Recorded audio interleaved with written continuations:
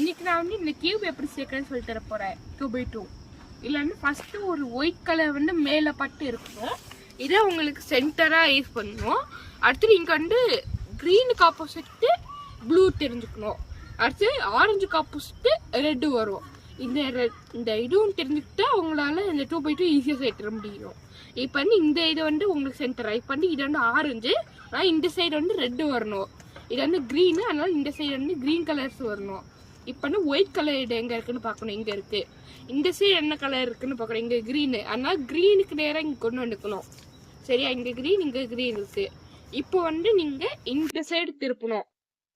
இந்த சைடு திருப்பிட்டு இந்த சைடுனால இந்த சைடு இறக்கிட்டு இப்படி திருப்பி இப்படி மேல ஏற்றணும். இப்போ பார்த்தீங்கன்னா உங்களுக்கு இது சேர்ந்துச்சு.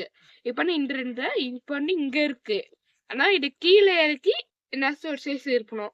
இப்போ வந்து உங்களுக்கு பார்த்தீங்கன்னா ஒயிட் வந்து அடியில்